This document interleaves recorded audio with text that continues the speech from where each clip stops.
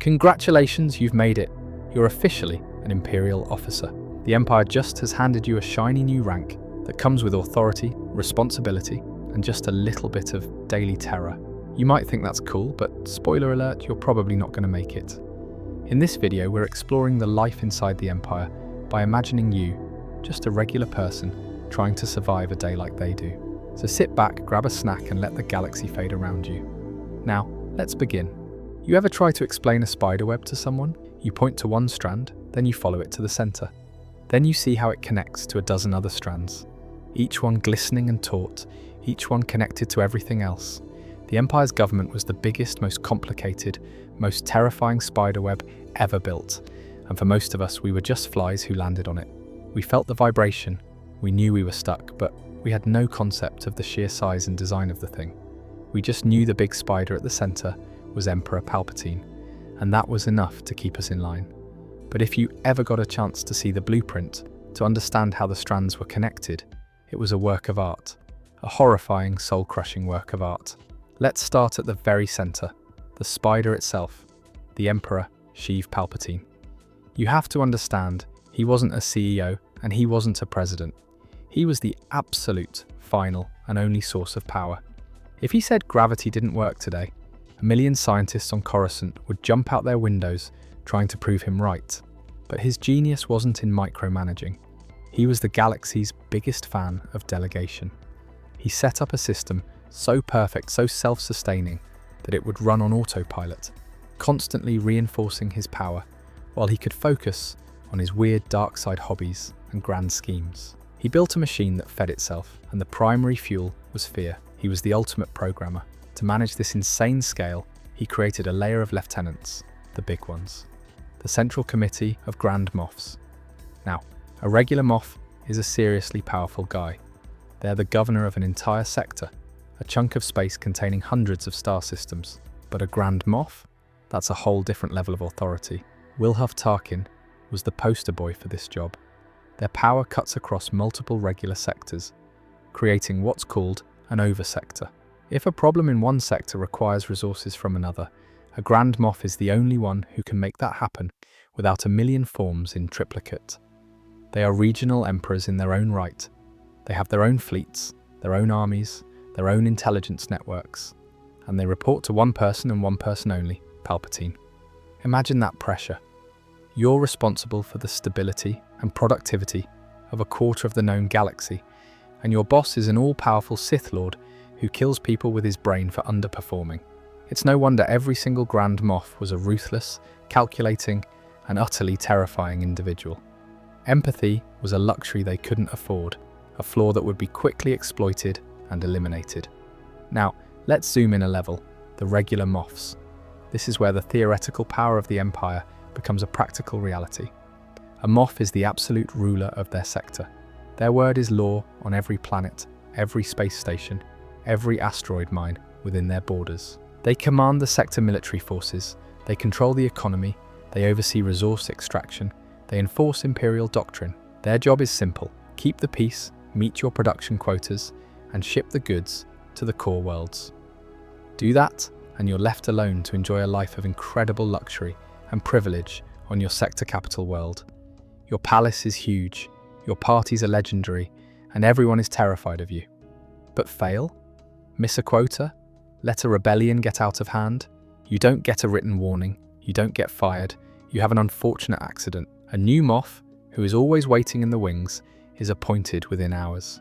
So a Moff's primary driving force isn't ambition, it's sheer, pants-wetting terror. That terror is what they use to motivate everyone beneath them.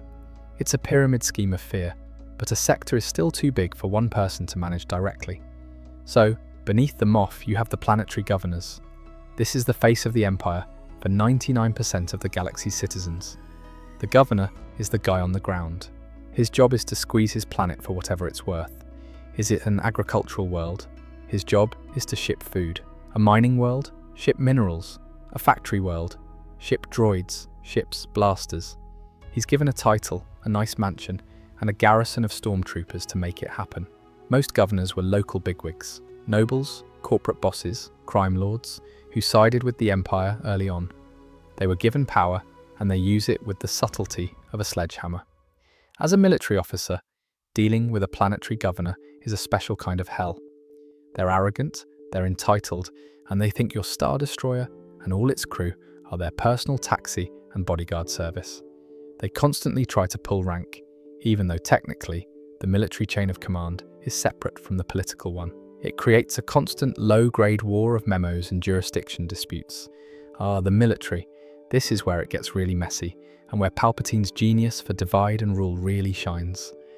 The Army and the Navy are separate structures that exist alongside the political hierarchy. A fleet admiral commands a sector group, all the Star Destroyers, cruisers and support ships in a Moff's territory. A general commands the ground forces. Now, the Moff has ultimate authority in his sector, but he doesn't directly command the admiral or the general. They answer to their own bosses back on Coruscant, Army High Command and Navy Command. So the Moff has to request military support. He can't demand it. This creates a beautiful and totally intentional system of conflict. The Moff needs the military to enforce his will. The Admiral needs the Moff's resources and political cover. But they're rivals. They're watching each other, jockeying for power, looking for any weakness to report up their respective chains of command. The Admiral might think the Moff is a political hack. The Moff might think the Admiral is a timid fool.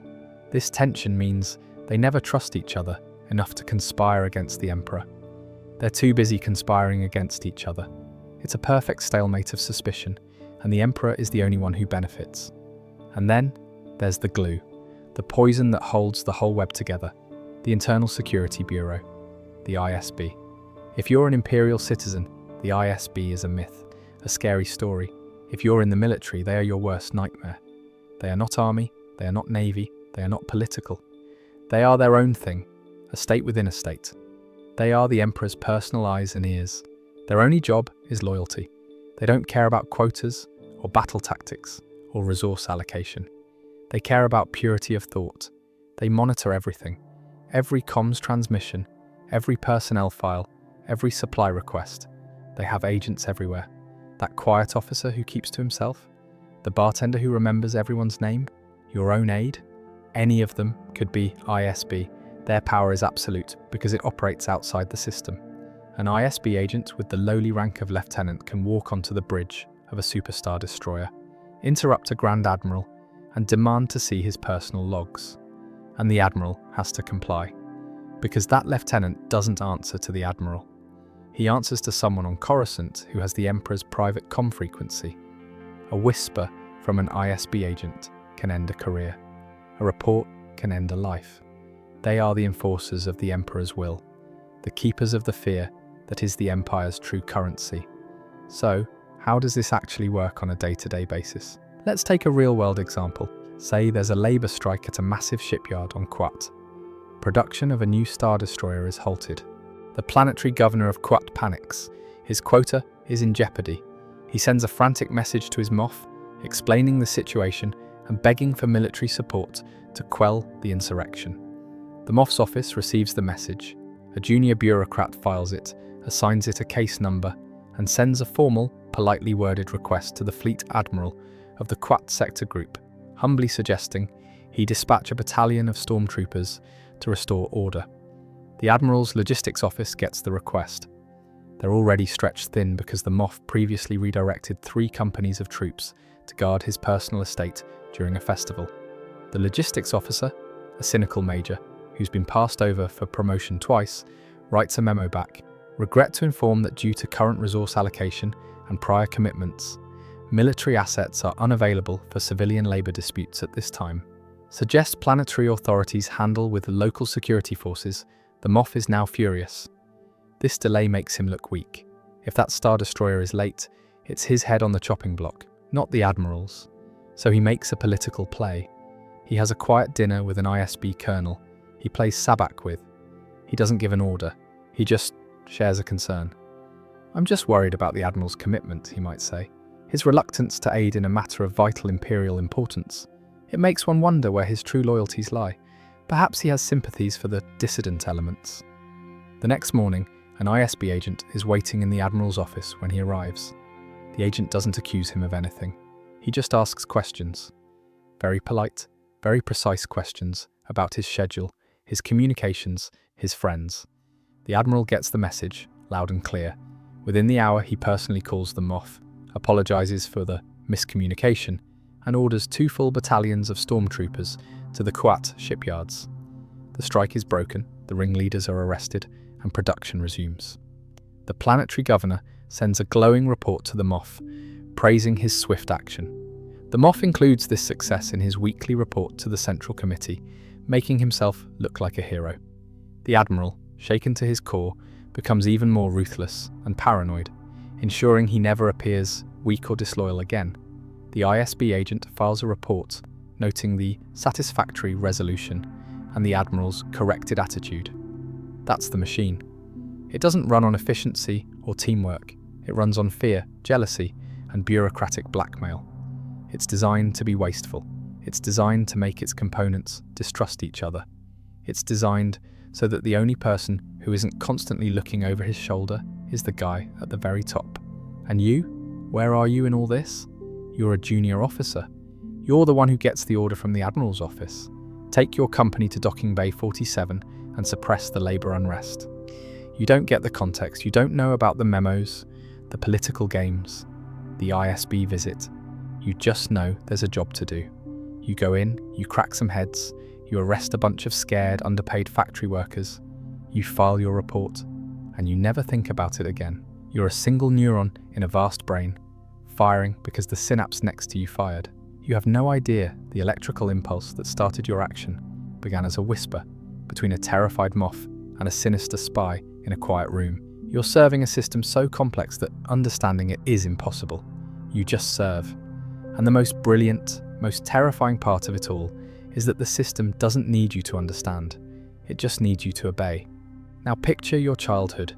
A mid-rim planet maybe, good weather, a couple of cities, mostly open land. Life is comfortable, normal, and the Empire is just part of that normal. The white armour of a stormtrooper on the corner is just part of the street furniture, like a lamppost. You see the Imperial crest on your school books, on the news, on the side of the public transports. It's everywhere, so you stop seeing it. It's just the air you breathe. The real work they did on us, the real genius of it, was in the stories. Your dad, after a long day, wouldn't tell you fairy tales. He'd tell you about the Clone Wars, and he'd always end it the same way, with a sigh of relief. Then the Emperor fixed it. The Empire brought order. And to a kid, that makes all the sense in the world. Chaos is scary, order is safe, and the Empire is order. The math is simple. Your heroes wear grey uniforms. You'd see them sometimes in the nicer parts of town, and they weren't like anyone else. They moved with total authority. Their backs were straight, their boots shone. Every line on their uniform was sharp. They carried datapads instead of blasters. They spoke in low voices about fleet deployments and resource allocation. These were the people running the galaxy. They had a purpose. They were a vital part of the biggest machine ever built. And you'd look at your own life, your homework, your chores, and it felt incredibly small. You wanted to matter and you wanted to be a part of that. Then you go to school. And to be honest, your history lessons were basically a love letter to Palpatine. It's a 12-year lesson on why the Empire is the best thing to ever happen to the galaxy. The Jedi are a dangerous cult of religious zealots who tried to overthrow the government. The Clone Wars were a necessary surgery to cut out the disease of separatism. The Great Reorganization was just smart business, streamlining a broken system. You learn the Imperial anthem before you can write your own name. Your math problems are about calculating the firing solutions for a turbo laser battery. Your essays are on the economic benefits of Imperial standardization. This isn't presented as politics, it's presented as fact. Cold, hard, undeniable fact. The Empire isn't a government. It's the final, logical step for civilization. The HoloNet News is your window to the galaxy, and that window has a very specific view. The anchor, always this stern-faced human with a perfect voice, lays it out every night. First, a story about the Empire building something, a new dam, a medical centre, a hyperlane, good, clean, productive work. Then the pivot, a report on rebel activity. They're never rebels, though. They show you grainy footage of a smoking crater where a power station used to be. They interview crying civilians who don't know how they'll power their homes. A grim Imperial officer promises to bring the culprits to justice. The message is so clear a toddler could get it. The Empire builds, the rebellion destroys. Who are you supposed to cheer for? The guy handing out supplies? Or the guy who blew up the supply line? Even playing with your friends gets folded into it. You're not playing Jedi and Sith, you're playing Stormtroopers and Rebels.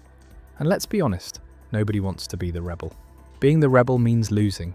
It means being the bad guy. It means getting pretend shot by your friends and having to dramatically fall down in the dirt. You fight over who gets to be the squad leader, who gets to bark the cool-sounding orders you heard on the HoloNet. Then there's Empire Day, the biggest holiday of the year. The whole city gets scrubbed clean. Banners with the Imperial cog hang from every window. You're dressed in your best clothes, your hair forced into something presentable, standing on the sidewalk with your family. The message is constant, a never-ending drumbeat of order, security, and purpose. It's in your parents having stable jobs. It's in the clean, safe streets. It's in the train that arrives exactly on time, every single day.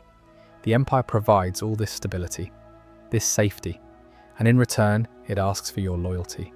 It doesn't feel like a demand. It feels like the easiest, most obvious trade you could ever make. It feels like a privilege. You never see the other side.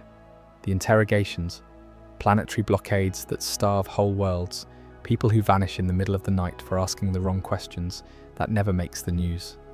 Those are just stories. Scary rumors kids tell each other at night. The adults dismiss it. The people who believe those rumors are the same ones who probably think the rebellion are heroes.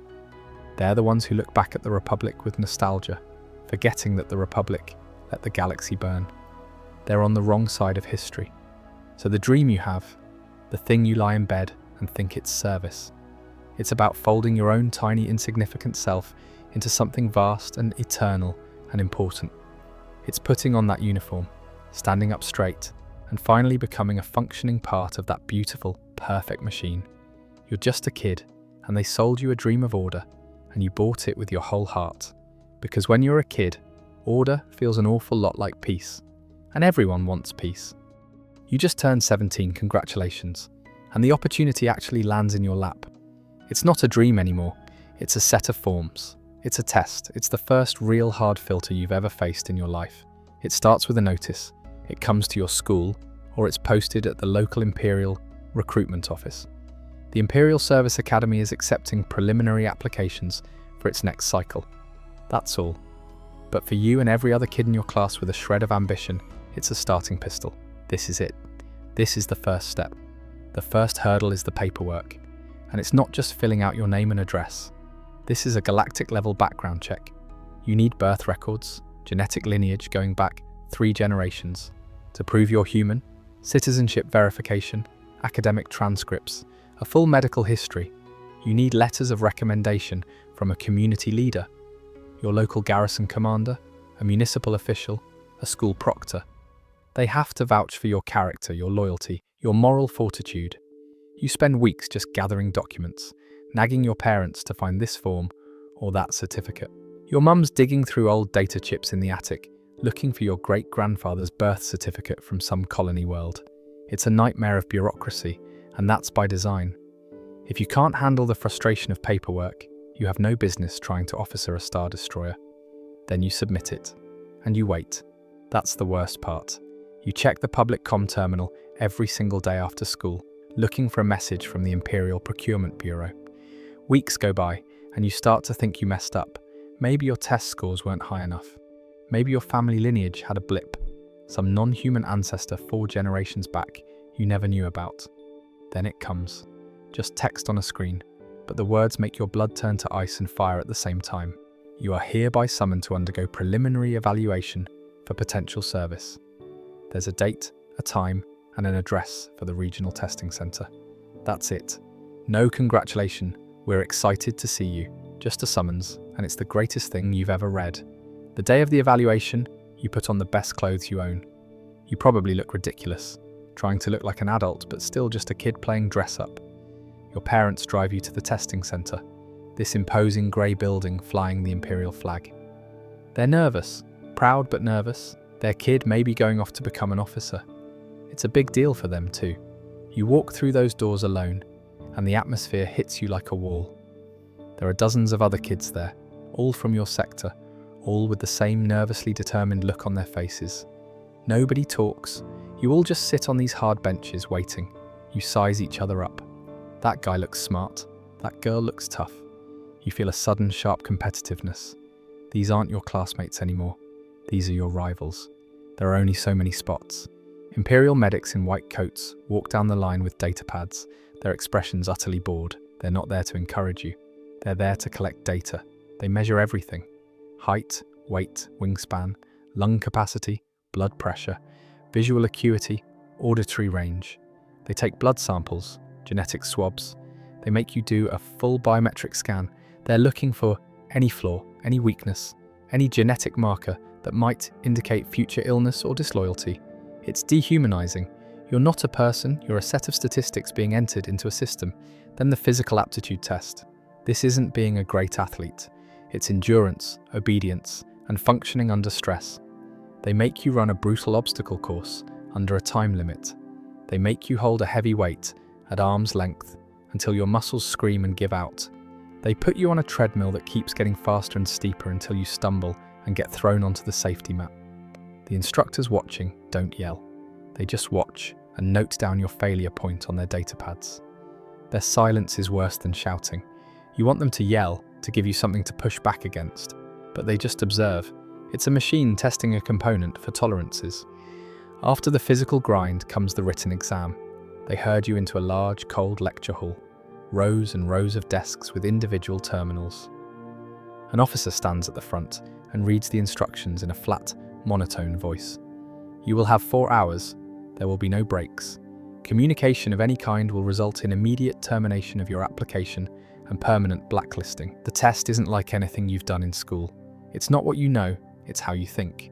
There's advanced calculus and astrogation physics problems that would make a Corellian engineer sweat. There's logic puzzles designed to be unsolvable, just to see how long you'll bang your head against a wall before moving on. There are complex ethical scenarios. A rebel sympathizer is hiding in a residential apartment block. Orbital bombardment will eliminate the target, but cause 50 civilian casualties. A ground assault will save the civilians, but risk the lives of 20 stormtroopers and may allow the target to escape. Justify your chosen course of action. There's no right answer. They're looking for your reasoning. Do you prioritize Imperial assets? Do you prioritize efficiency? Do you show hesitation at the loss of civilian life? Your answer gets fed into a psych profile algorithm. You leave that test hall with your brain feeling like mush. Your eyes are blurry from staring at the screen. You can't even remember half the questions. You just know it was hard, really hard, and you have no idea if you passed. But the worst part is still to come. You get called into a small, stark room. There's a table, 2 chairs, one for you, one for the interviewer. The interviewer is always an Imperial officer, mid-level, maybe a lieutenant or a captain. Why does the Empire require absolute loyalty? What is the primary weakness of a Mon Calamari cruiser? Describe the appropriate punishment for a crewman who fails to report a superior officer for a minor regulation infraction. Your father expresses sympathy for the rebellion. What is your duty? The questions come fast, one after another. They're designed to throw you off balance, to see if you crack under pressure, to see if you've truly internalized Imperial doctrine, or if you're just parroting what you learned in school. They watch everything, your posture, your eye movement, the slight tremor in your hands. They're not just listening to your answers, they're studying you. You feel like a specimen under a microscope. Every word feels like a trap. One wrong answer, one hint of doubt, one moment of hesitation, and it's over. The whole thing is designed to make you feel small, to strip away your ego, to see if there's anything solid underneath, anything they can actually use. You walk out of that room feeling completely drained, empty. You've given them everything. Your body, your mind, your deepest thoughts. There's nothing left to give. You meet your parents outside. They're full of questions. How did it go? What did they ask? You can't even answer. You just shake your head because you have no idea. You have no sense of whether you succeeded or failed spectacularly. All you know is that you're exhausted. Then you go home and you wait again. This wait is even worse. Every day is agony. You replay the interview in your head, cringing at every answer. You second-guess everything. You see other kids from your sector getting their acceptance notices. The pride on their faces is unbearable. You see others get the rejection. You start to prepare yourself for the disappointment. You tell your parents not to get their hopes up. You try to act like it doesn't matter, but it's all you can think about. Then one afternoon, a different kind of message arrives. By the authority of the Imperial Procurement Bureau and the Officer Corps, you are hereby accepted into the Prefectural Academy on your sector capital world. You are to report for induction on date. Your service number is attached. Further instructions will follow. That's it. You've been processed, measured, and found acceptable. The feeling that washes over you is hard to describe. It's a massive, overwhelming wave of relief. The tension of weeks, of months, just evaporates. Then, right on its heels, comes this incredible, soaring pride. You did it. You were chosen. Out of thousands of applicants in your sector, they picked you. They saw something in you. Your parents are crying, hugging you, calling your relatives. For that one moment, you are a hero. You've brought honor to your family. You're going to be an Imperial officer. You remember that feeling, right? The pride, the acceptance letter.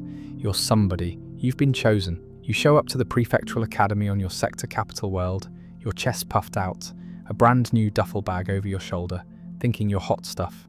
You've topped your class back home. You're the big fish. You walk through those giant, imposing gates, and you're ready to become a hero. That feeling lasts for about 10 seconds. The first thing that hits you is the noise. It's not loud in a chaotic way. It's a precise, organized, terrifying noise. The sharp crack of boot heels on polished Durasteel floors, all hitting at exactly the same time. The bark of orders echoing down sterile grey corridors. The constant low hum of repulsor traffic from the parade ground. It's the sound of a machine, and you've just been fed into the hopper. They don't greet you, they process you. You're herded into a line with hundreds of other kids who all look just as confident as you did 10 minutes ago. The looks on their faces now are a mix of excitement and pure, unadulterated terror. You're all given a number, your service number. That number is your name now. You will eat, sleep, and breathe that number. They issue your gear. Not a uniform yet, rough grey fatigues that don't fit right, and boots that feel like blocks of concrete on your feet. You're given a data pad with your schedule, your bunk assignment, and a list of regulations longer than your arm. The weight of it all starts to press down on you. This isn't a school, it's a factory, and we're the raw material. Your first taste of the hierarchy is your cadet leader.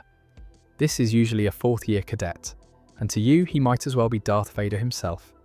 He's got a perfect uniform, a glare that could freeze plasma, and a voice that doesn't seem to come from his lungs, but from some deep, angry pit designed solely for shouting. He doesn't introduce himself. He just starts shouting. He shouts about your posture.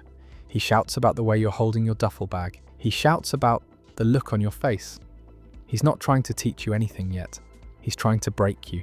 He needs to shatter that ego you walked in with, because there's no room for ego here. The machine can't have parts that think for themselves. The machine needs obedient, interchangeable cogs. Your day starts at 4 a.m.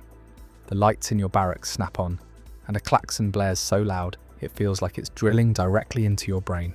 You have exactly 3 minutes to be out of your bunk, dressed, boots laced, and standing at attention at the foot of your bed. If you're late, if your bed isn't made to regulation, if your boots aren't polished, the entire squad pays the price. And the punishment is always physical.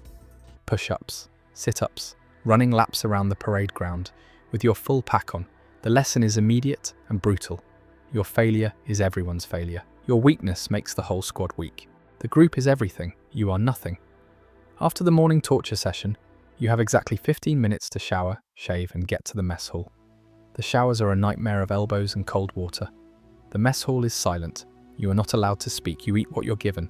The food is bland, nutritious, and designed to fuel a body, not please a palate. You have 10 minutes to eat. Then it's off to your first classes. And the classes are where the real work happens. It's not all blaster drills and flight simulators. Half your day is spent in a classroom, and that's where the indoctrination gets serious. The same thing over and over again. The Jedi are not presented as peacekeepers. They're a dangerous, militant religious cult that hoarded power and attempted a bloody coup against the rightful government. The Emperor isn't a politician. He's a savior. The man who brought order from chaos, who sacrificed his own well-being to guide the galaxy to a safer, stronger future. Then you have loyalty and ethics. This is the real brain melter. The instructor is always a cold older officer who has never smiled a day in his life. He presents you with hypothetical scenarios. You discover your bunkmate, Cadet Smith, has a data chip containing banned historical texts about the Jedi. What is your duty? The correct answer is immediate. You report him without hesitation. Loyalty to the Empire supersedes all personal relationships. The group is everything. You are nothing. Another one, you are ordered to oversee the orbital bombardment of a city that is harboring a known terrorist leader. Intelligence suggests 95% of the population are non-combatants. Do you carry out the order?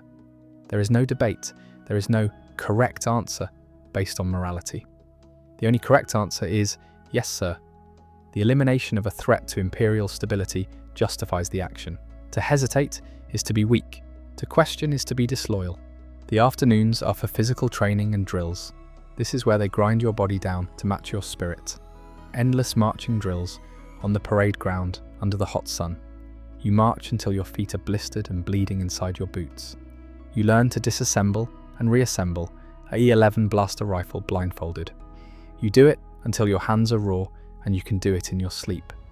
You run obstacle courses until you vomit, and then you keep running. The instructors don't yell encouragement, they yell insults. They point out your weaknesses. They find the thing you're most insecure about, and they hammer on it over and over in front of everyone. The goal isn't to make you stronger, it's to make you pliable. To make you so tired, so broken down, that the only thing you have the energy to do is obey. The only structure left in your world is the chain of command. You cling to it because it's the only thing that's solid. The hierarchy is everything. You learn your place instantly. First-year cadets are the bottom of the barrel. You have no privileges, no free time, or forgive me personal life. Your entire existence is scheduled down to the minute. Your second year, you get a little more respect, a little more responsibility. Maybe you get to supervise a cleaning detail. By your fourth year, you're a cadet leader, and you're the one doing the shouting, perpetuating the same cycle of abuse that broke you. It's a pyramid, and everyone is desperate to climb just one level higher, because the higher you go, the less you get screamed at. You get 1 hour of personal time before lights out at 10 a.m. Most cadets spend it polishing boots, pressing uniforms, or studying. You might exchange a few whispered words with your bunkmate, but it's always guarded. You don't know who you can trust. For all you know, the guy in the next bunk is an ISB plant, reporting back on anyone who shows a hint of doubt or weakness. The paranoia is a tool they use, and it works perfectly. You write letters home, but they're censored. You can't talk about the difficulty, exhaustion, fear. You write cheerful, bland letters about how well you're doing, how proud you are to be here. You lie to your family because the truth would scare them, and because admitting the truth to yourself would break you. The weeks turn into months. The constant pressure, the lack of sleep, the brutal routine, it changes you.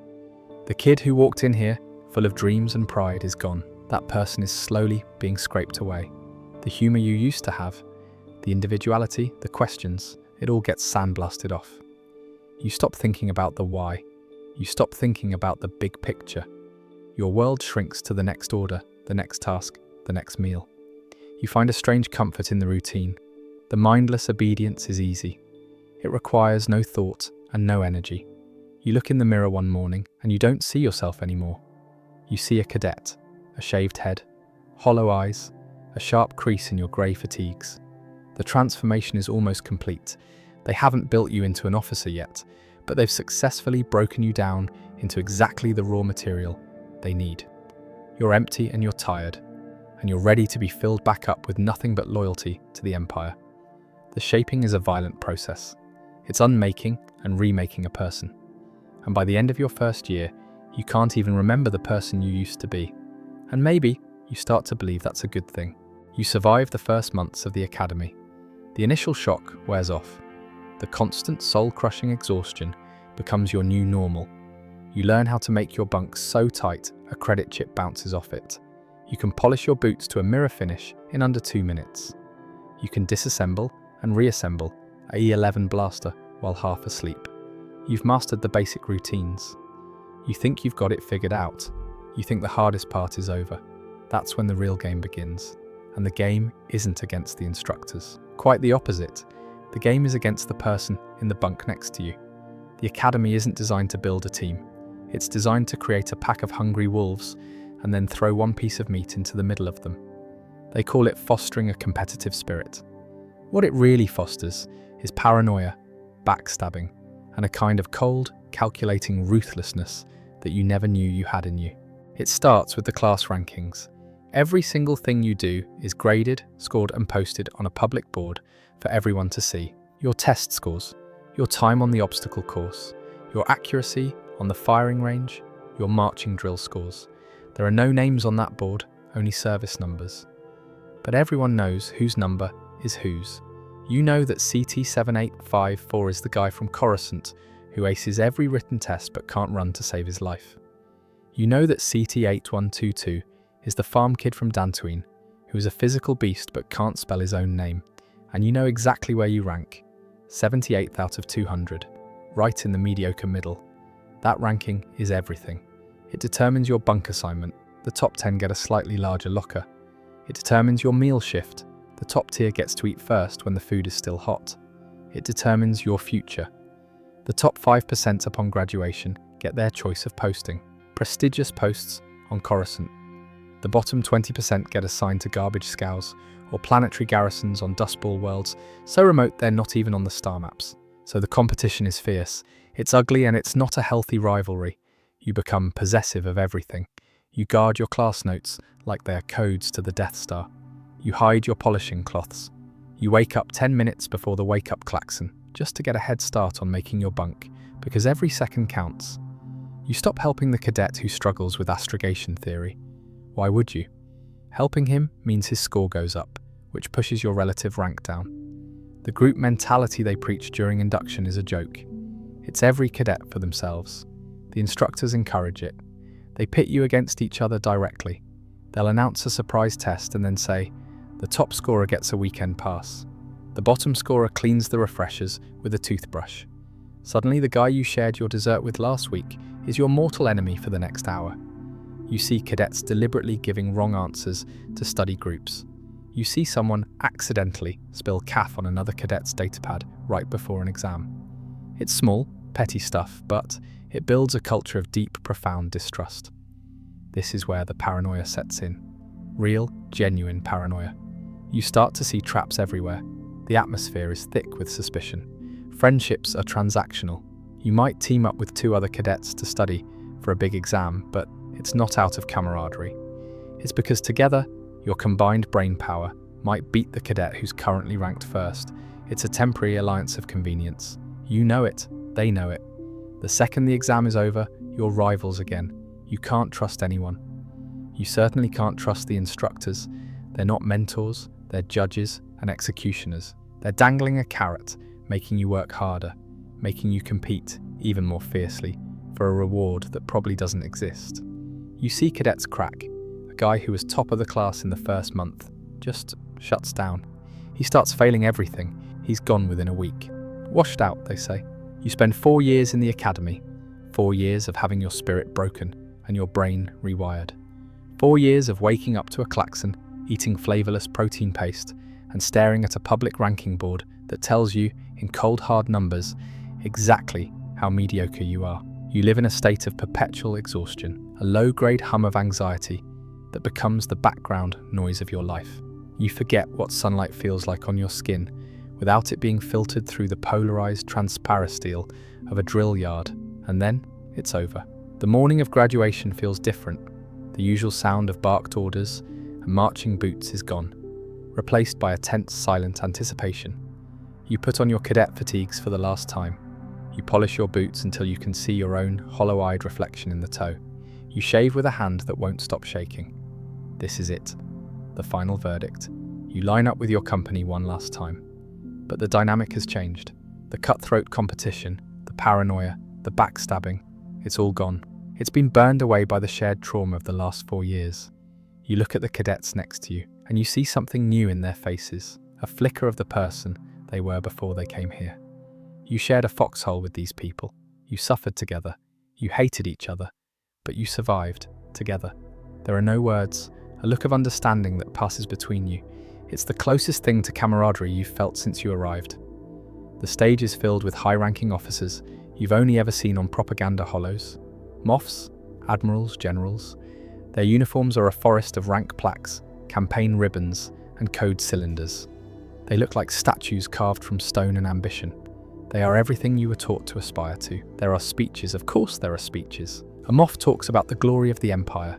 An admiral speaks of the might of the fleet. A general reminds you of the honor of command. The words wash over you. It's the same rhetoric you've been drowning in for 4 years. The language is familiar, but the context has shifted. You are being welcomed into the club. The commandant calls your company to attention. One by one, your service numbers are called. Your number, it's the only name you've had for 4 years. You stand, you walk back straight to the steps of the stage. Your heart is hammering so hard, you're sure the entire auditorium can hear it. You stop in front of the commandant.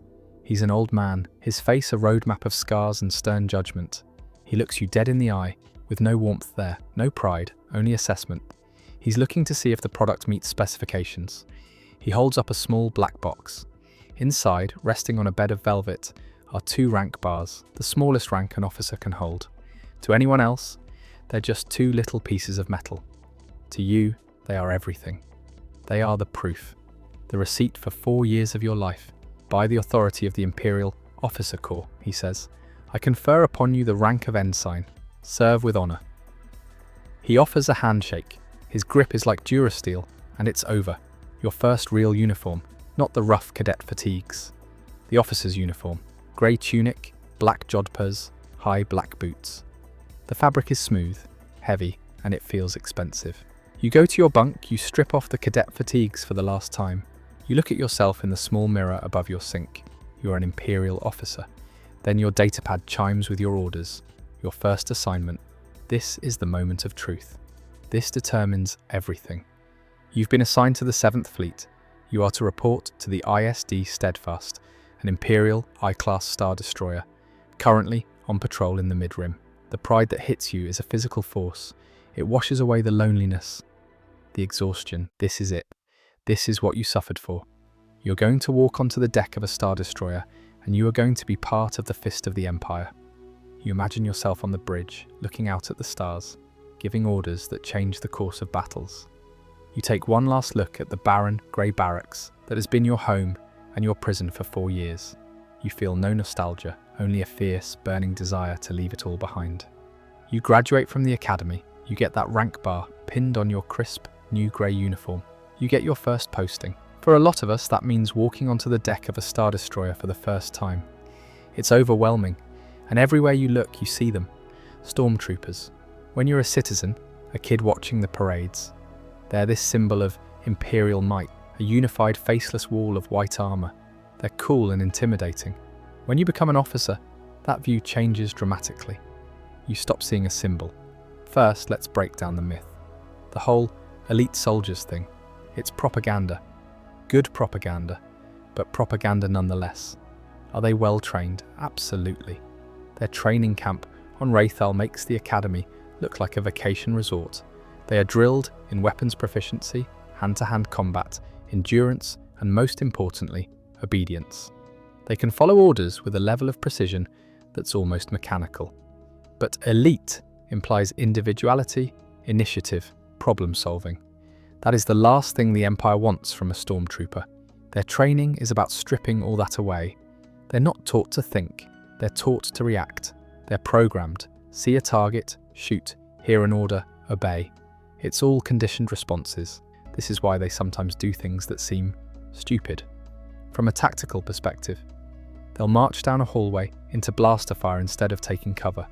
They'll report a disturbance and then just stand there, waiting for orders.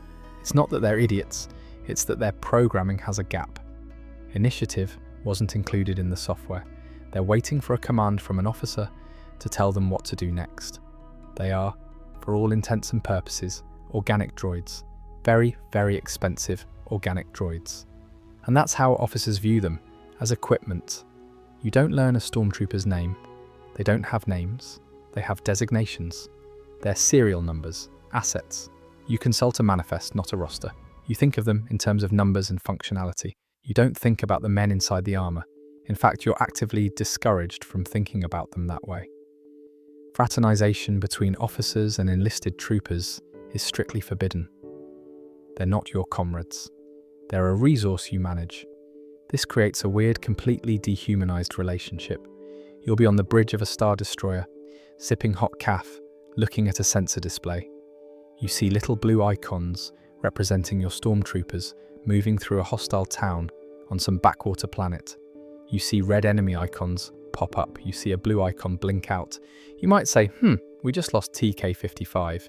You don't say, we just lost Jeff. There is no Jeff, there's only TK-55. And there are 1,000 more, just like him in the hangar bay. The loss is logged, the armor is recycled.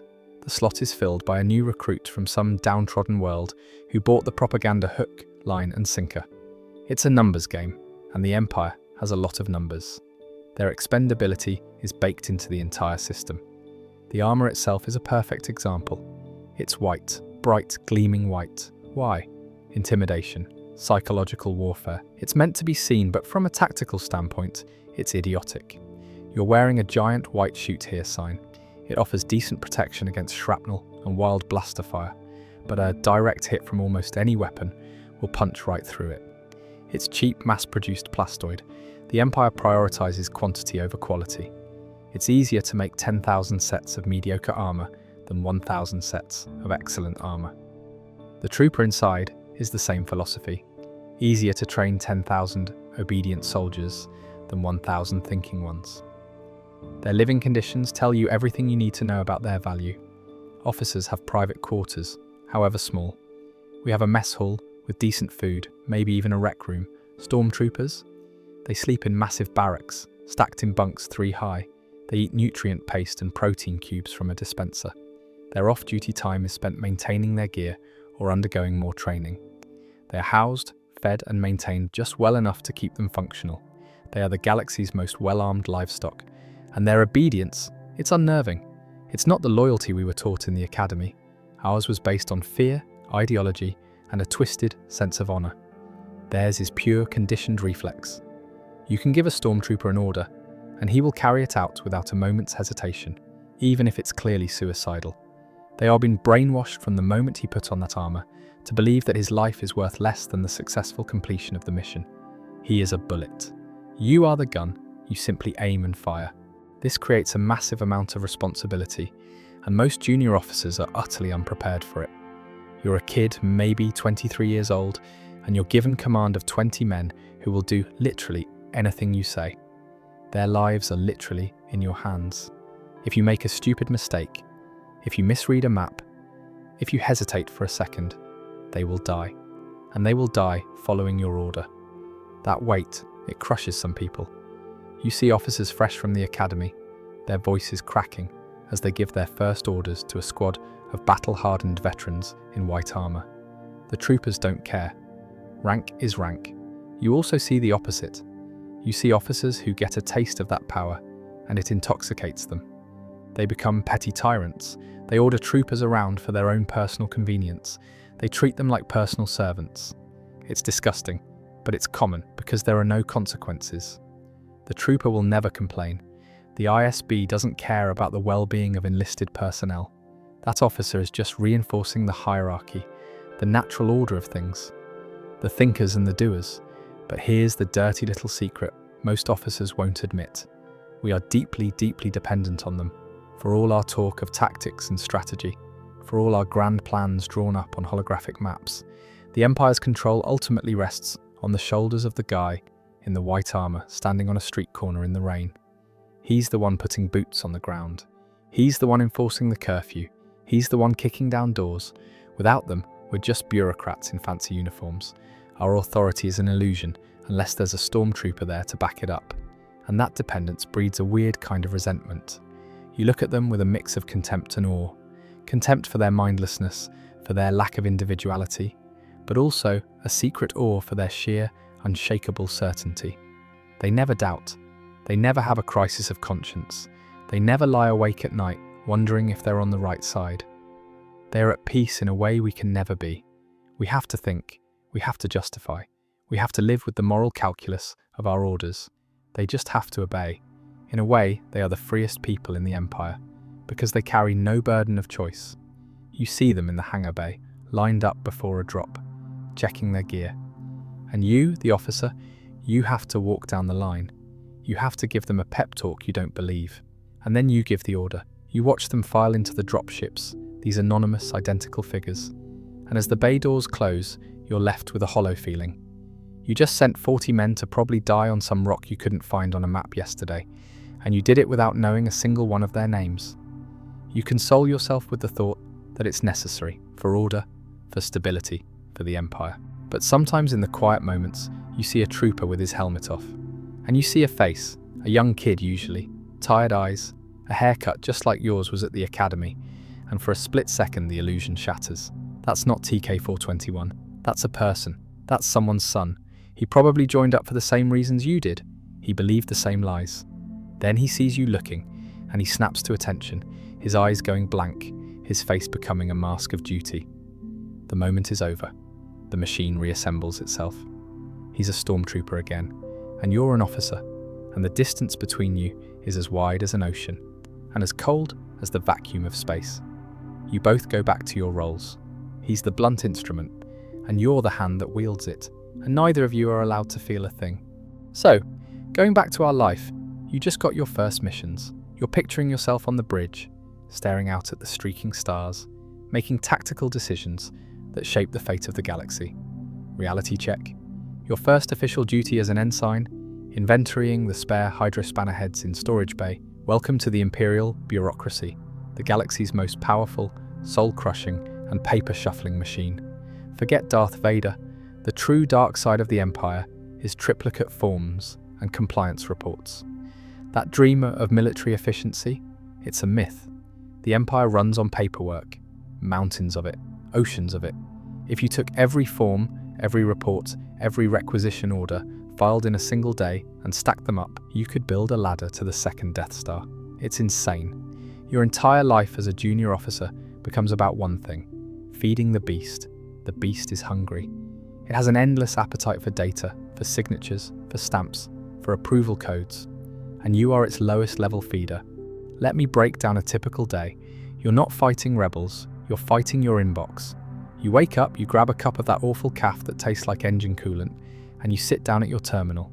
You have 47 new messages. You've got a memo from Logistics Command, reminding you that Form R7Z for utensil requisition has been updated, and the old version is now non-compliant. All previous requests using the old form are void and must be resubmitted.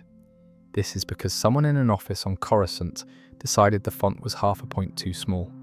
You've got a notification from the Internal Compliance Bureau that your last after-action report from a routine patrol was flagged.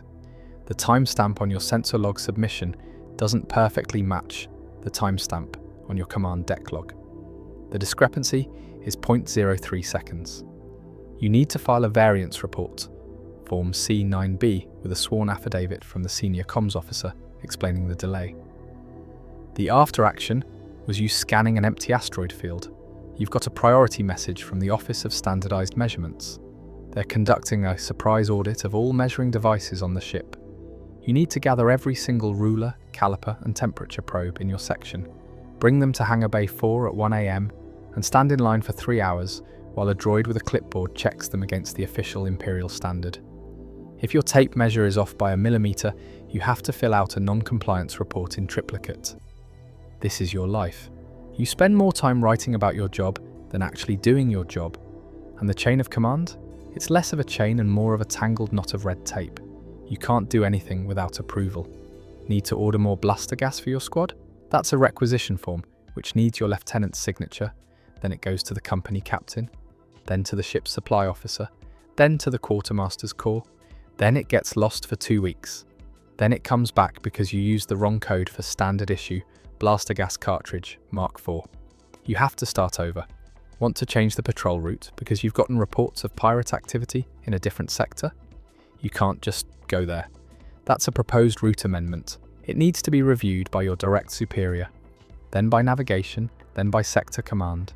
Then it gets bounced back because it conflicts with a scheduled training exercise for a different ship. By the time you get approval, the pirates are long gone, and you're back to scanning that empty asteroid field. It's a system designed to prevent initiative. It punishes creativity. It rewards blind obedience to procedure, even if the procedure is stupid. The goal isn't efficiency, the goal is control. If you're buried under a mountain of paperwork, you don't have time to ask questions. You don't have time to think about the bigger picture. You're too busy trying to find the right form. And the inspections. Oh man, the inspections, they're constant. Not inspections for combat readiness, inspections for paperwork readiness. An officer from the Inspector General's office will show up. He won't care if your troops can hit the broadside of a barn. He'll care if their boot polishes regulation shine. He'll run a white glove over a conduit to check for dust. He'll demand to see the maintenance logs for a datapad that broke 6 months ago. He'll spend 4 hours comparing supply inventories against digital records, looking for a single missing meal ration. And if he finds a discrepancy, it's not a slap on the wrist, it's a mark on your permanent record. It can delay your promotion for years, so you learn to care more about the dust on a console than the morale of your men. You learn that a perfectly filed form is more valuable than a perfectly executed maneuver. You become a master of a very specific kind of insanity. You know the exact wording of Regulation 45B, subsection 12, paragraph C, which governs the appropriate length of a bedsheet fold. But you couldn't tell me the first thing about the political situation on the planet you're currently orbiting. The irony is thick enough to cut with a vibro knife. Here you are, on one of the most powerful warships ever built, a city of durasteel and super lasers capable of glassing a planet. And you're arguing with a supply droid about why you need 17 signatures to get a new data cartridge. You see older officers, guys who've been in for 20 years. They're not warriors, they're administrators. They've got a permanent slump from hunching over a terminal. Their greatest skill isn't tactics, it's knowing how to navigate the bureaucratic maze. They know which forms to expedite, which officials to bribe with a good bottle of brandy, which rules can be quietly ignored. They've had all the passion, all the fire, slowly suffocated out of them by a million tiny rules. That's the real purpose of it all. It's not to run a military, it's to create managers. It's to turn idealistic young officers into cynical, rule-obsessed bureaucrats who care more about process than people, more about compliance than victory. Because a bureaucrat will never question orders. A bureaucrat will just make sure the order was properly documented and filed. You dreamt of glory and honor. You ended up with a desk job that happens to be located in deep space. The Empire doesn't need heroes. It needs clerks. It needs people who will willingly, dutifully, strap themselves into a chair and spend their lives pushing paper, ensuring the great, terrible, monstrous machine of state keeps churning out more paper to push. The most dangerous weapon in the Imperial arsenal isn't the turbo laser, it's the rubber stamp. And you, my friend, are drowning in ink. You get your orders, you take a shuttle from whatever planet you're on, and you get your first look at your new home, an Imperial I-class Star Destroyer. From the outside, it's everything you dreamed of. 1.5 miles of pure, terrifying durasteel. A city in space, the dagger shape, the bustling launch bays, the thousands of turbolaser batteries. Your chest swells with pride. Then the shuttle bay doors close behind you, and that feeling lasts for about 5 minutes. The first thing that hits you is the smell. It's a smell you'll never forget and never quite get used to. It's a mix of ozone from the high-energy systems, engine coolant, recycled air that's been breathed by thousands of people a few too many times, the faint, greasy scent of lubricating oil, and something else, something metallic and cold. It's the smell of the machine, and you are now a part of it. The second thing is the noise. It's never quiet, ever. There's a constant low hum that vibrates right up through the deck plates and into your bones. It's the sound of the engines, the power generators, the life support. Underneath that, there's the clang of boots on deck plating, the hiss of hydraulic doors, the distant echo of orders over the comm system, the whine of repulsor lift carts moving supplies. It's a symphony of industry, and it plays 24 hours a day. You learn to sleep through it, or you don't sleep at all. Your world becomes a maze of grey, endless, identical grey corridors that stretch for miles. You'll get lost for your first week, absolutely. Every corridor looks the same. Grey walls, grey floors, grey ceilings, broken up by numbered blast doors and data panels. There are signs and deck plans, but they're confusing on purpose. You're not supposed to wander. You're supposed to know your designated route from your bunk to your duty station and back again. Stray from your path, and you'll get stopped by a patrolling stormtrooper, or worse, an officer with too much time on his hands, who'll demand to know what you're doing there. Your bunk is in officer country, which sounds fancy. It's a slightly narrower corridor with slightly smaller rooms. Your quarters are a closet. You get a bed that folds down from the wall, a small locker for your uniforms, and a tiny desk with a terminal. That's it. There's no window, there's no personal touch. Any decoration is a violation of regulation. Your home is a grey box. It's functional. It's austere. It's designed to remind you that you don't need comforts. You only need your duty. Your life is ruled by the ship's chrono. Everything runs on a precise, unchangeable schedule. Your shift starts at 600. You wake up at 500. You have exactly 20 minutes to use the communal sonic shower. Water showers are a ridiculous waste of resources. You have 10 minutes to get dressed in your perfectly pressed uniform. You have 15 minutes to get to the mess hall. You have 20 minutes to eat. Then you report for duty. Your shift is 12 hours long. Then you have 8 hours off, which includes time for sleep, a meal, and maybe an hour of personal time, if you're lucky. Then you do it all over again. Day after day, week after week. There is no weekend. There is no day or night. There is only shift change. The mess hall is an exercise in efficiency, not enjoyment. You line up with your tray. The food is dispensed from automated slots. It's always the same. Nutri-paste loaf, reconstituted vegetables, a protein cube, a cup of that same awful caf. It's bland, it's nutritious, and it's designed to keep you alive and functioning, not to be enjoyed. You eat in silence. Talking is discouraged. You're in, you eat, you're out. The senior officers have their own mess with slightly better food and actual chairs instead of benches. That's the dream. That's what you're working for. A chair and a slightly less grey meatloaf. Your duty station depends on your role. Maybe you're on the bridge, which is the best and worst posting. It's the centre of everything.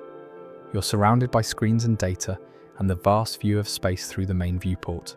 It's also incredibly stressful. Everyone is watching everyone else. A single mistake is seen by everyone. The captain is right there, a looming presence who can hear every word you say. Maybe you're down in engineering, a labyrinth of overheating machinery, and shouting engineers where the constant roar makes normal conversation impossible. Maybe you're in security, monitoring hundreds of camera feeds of those identical grey corridors, watching for nothing. Almost nothing ever happens. And that's the other thing, it's incredibly boring. For all its power, a Star Destroyer is a tool of projection. It spends most of its time waiting, patrolling a shipping lane, orbiting a quiet planet, floating in the void between stars. You do the same diagnostics, the same drills, the same system checks, over and over and over. You could do them in your sleep, in fact you probably do. The drills are the worst. Condition red drills. They can happen at any time. An ear-splitting alarm blares through the entire ship. You have exactly 60 seconds to get to your emergency station. Doesn't matter if you're sleeping, eating in the fresher. You run. You squeeze into a pressure suit and you sit in a cramped life pod bay or at a damage control station and you wait for the all clear. It's always a drill, until the one day it isn't. And that constant boy who cried wolf routine means part of you always hopes it is the real thing, just to break the monotony. There's no privacy. You live on top of each other. You hear your neighbour snoring through the bulkhead. You shower in a room with 20 other guys. Your personal time, that one precious hour, is usually spent in the off-duty rec room. And what a joy that is. A room with a few tables, a view screen that plays nothing but Imperial news broadcasts and approved historical dramas, and maybe a Dejarik table that's always broken. You can't get a real signal out here, no galactic entertainment feeds. You're cut off, you read, you play cards, you stare at the wall. You write letters to your family that will take months to reach them, if they ever do. You look out the viewports, and instead of feeling awe at the stars, you feel a profound sense of isolation. You're in a metal box, surrounded by the infinite black, and the only thing separating you from instant death is a few feet of hull plating. It makes you feel small, incredibly small. The social hierarchy is rigid. You don't hang out with enlisted troopers. You don't chat with the non-commissioned officers. You stick with your own rank. An ensign's life is very different from a lieutenant's life, which is different from a captain's. You know your place. You salute anyone with a higher rank plaque. You learn to read the subtle differences in uniform, the tiny pins and code cylinders that tell you exactly who you're dealing with and how much they can mess up your day. The only thing that breaks the routine is a port call, and those are rare. Maybe once every few months you'll orbit a planet with an Imperial base and get a few days of shore leave. It's a mad scramble to get your name on the list. You get planet-side, and the sensations are overwhelming. Real sunlight, real wind, the smell of something that isn't recycled. You try to have a conversation with a real civilian that doesn't involve regulations, and you try to forget the grey metal box you have to return to. It never works. When your world is a colourless maze, and your only purpose is to be a tiny, functioning part of a system so vast it doesn't even know your name. You trade your freedom for a sense of order. You trade comfort for purpose, and after a while, you stop seeing the grey walls. You stop hearing the constant noise. You become part of it. The machine doesn't just house you, it absorbs you. And you learn to like it, because out there, in the chaos of the galaxy, anything can happen. In here, in the endless humming grey corridors, you always know what's coming next. And for some people, that predictable, suffocating sameness feels a lot like safety. You settle into life on a Star Destroyer, right? You figure out the rhythm. You know which officers are hard asses, which mess hall serves the least terrible caf, how to avoid getting stuck on waste reclamation duty. It's all part of the routine. Day after day you wake up to steel walls, follow the same schedule, and convince yourself this is the height of military order. The Empire loves routine. It thrives on schedules, reports, endless inspections, and all the little details that grind you down, but also give you structure. You might even start to feel safe in that predictability. Now let's talk about the 6-foot-plus guy in the black cape. This is where the cold, efficient machine of the Empire met something else. You don't hear him at first, and that's the strange part. He doesn't stomp around or shout, and nobody announces him over the loudspeakers. Instead, you catch it out of the corner of your ear. The breathing. Deep, mechanical, steady, like some kind of predator on life support. That sound slices through every corridor of a ship. It doesn't matter if you're a junior lieutenant or a fleet admiral. The second you hear that rhythm, your stomach knots. Conversations stop. Nobody wants to be the one caught saying something stupid when Vader rounds the corner. What makes it worse is you never know why he's there. Sometimes it's official business, like checking on a new fleet assignment. Sometimes it's personal interest, meaning the Emperor sent him with vague instructions like, ensure loyalty. And other times you're not even sure if he has a reason. He might just show up, stalk down the hall, and remind everyone who really pulls the strings. The thing about Vader, he doesn't micromanage. He doesn't sit in on reports or ask for quarterly breakdowns of supply lines. He leaves that to admirals and governors. What he does is loom. He stands behind you while you're giving a report, and suddenly every word feels like a test. You've recited fleet numbers 100 times before. But with Vader breathing behind you, your mouth goes dry and your brain starts wondering, did I misspeak? Did I forget something? You could deliver the perfect answer, and still, he might decide you look nervous. And nervousness in the Empire is suspicious. Suspicious means disloyal. Disloyal means, well, let's just say officers have vanished over less. And yes, the Force is part of it. That's the real curveball. Most officers didn't understand the Force beyond propaganda, some mystical nonsense from a bygone era.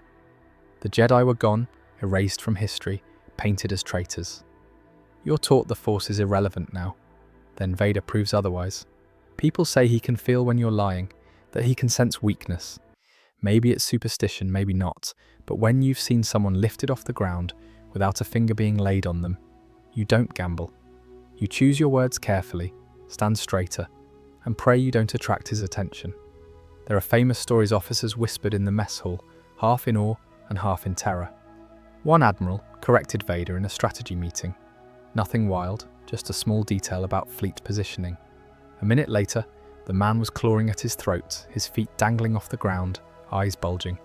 Everyone else sat frozen, pretending they didn't exist.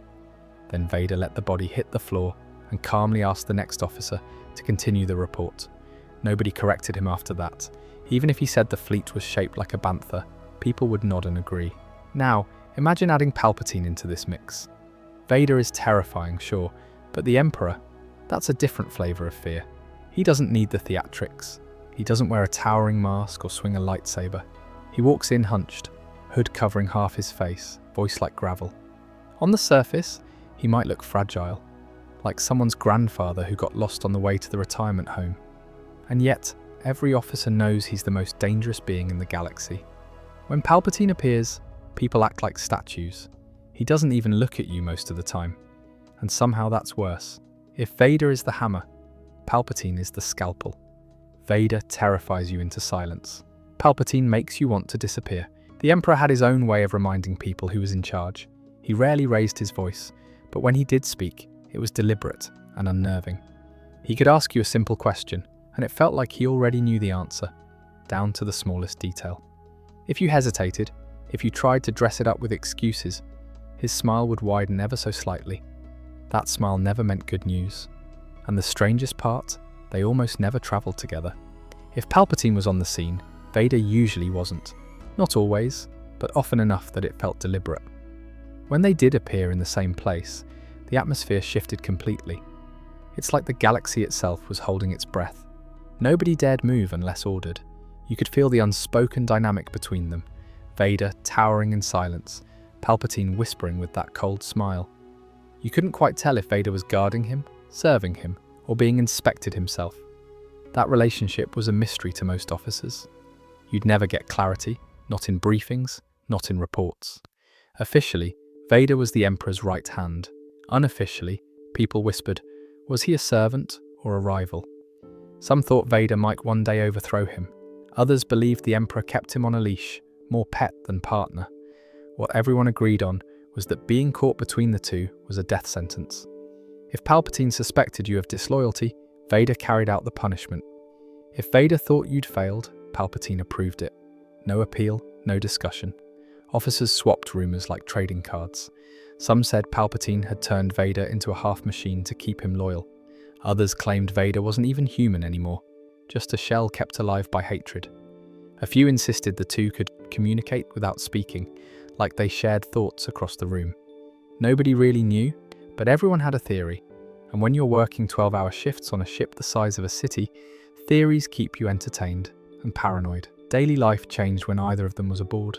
Normally, you'd shuffle through your duties with mild annoyance, paperwork, inspections, drills, but the second word spread that Vader's shuttle had docked, the whole ship transformed.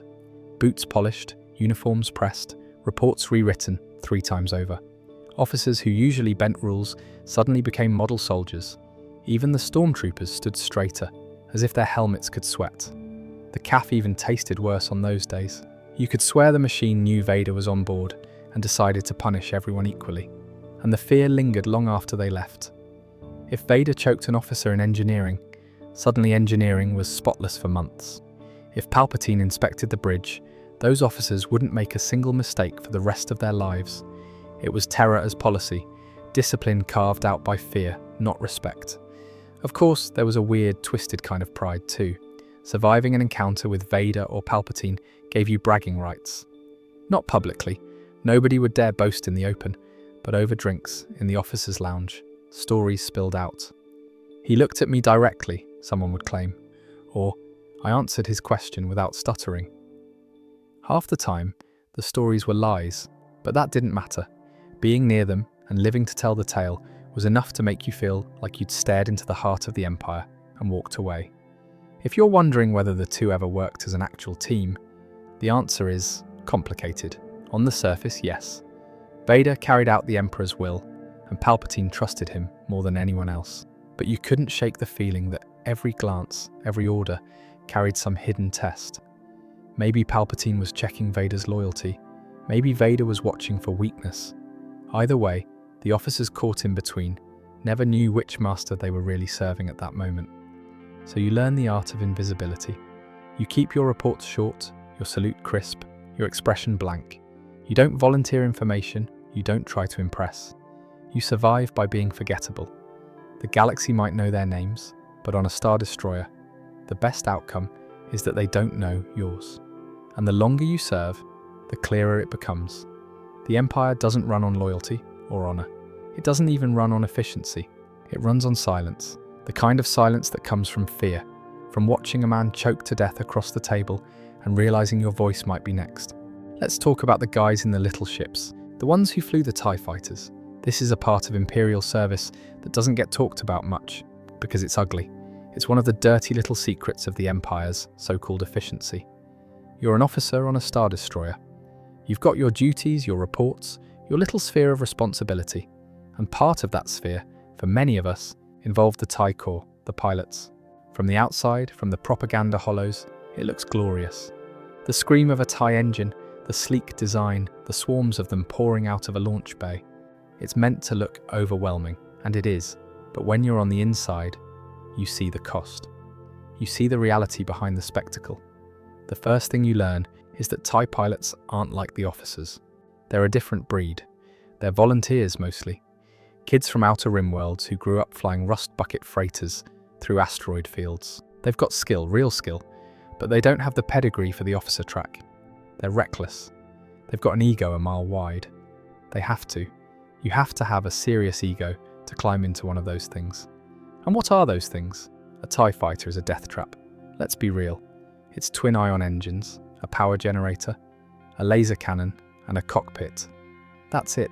No shields, no hyperdrive, no life support to speak of beyond a basic oxygen supply. It's a cockpit with engines bolted to it. It's designed for two things, speed and mass production. They're cheap, incredibly cheap. The Empire can crank them out by the thousands on assembly lines, and that tells you everything you need to know about the pilot's value. The philosophy is simple, and it's brutal. The ship is expendable. The pilot inside it is even more expendable. You see it in the way they're treated. The officers get private quarters, however small. TIE pilots sleep in massive barracks, bunks stacked 3 high, right next to the launch bays. Their mess hall is worse than ours, and ours is terrible. They're a commodity, a consumable resource, like fuel or blaster gas. You don't learn their names, you learn their squadron designation and their call sign, their numbers. As an officer, your job is to manage that resource. You're in charge of readiness reports, of sortie schedules, of after-action assessments. You sit at a console and you see little icons on a screen, and you watch the blue icons wink out, one after another, sometimes in bunches. A lucky shot from a Rebel X-Wing, a collision with another TIE in the chaotic furball of a battle, a direct hit from a capital ship's point defense laser. There's a procedure for this. You note the loss, you log it in the system. That's it. That's the entire life of a human being, reduced to a single line in a database. The system automatically generates a notification to the logistics department to ready a new fighter and a notification to the personnel office to assign a new pilot from the replacement pool. There's always a replacement pool. There are always more kids from backwater planets, dreaming of glory, willing to strap themselves into a coffin for a chance to fly for the Empire. The machine never stops. A pilot dies, a new one is slotted into his place, given his call sign and sent out again. The squadron number stays the same. The pilots are interchangeable.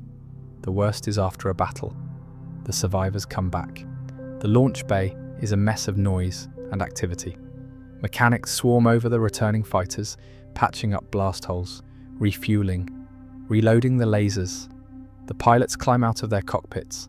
Some are laughing, slapping each other on the back, riding the high of survival. Others are quiet, shell-shocked. They just saw their wingman, the guy they had breakfast with, vaporized right in front of them. They head to the debriefing room. That's where you see the real cost. As an officer, you have to sit in on these sometimes. The squadron commander, a hardened veteran who's lost more pilots than he can remember, runs the debrief. Gamma 2, what was your angle of approach? What was the blast radius on that Y-Wings explosion? Did you get a confirmed scan on the new Rebel fighter design? The human cost is irrelevant. The only thing that matters is the tactical data. What did we learn from their deaths?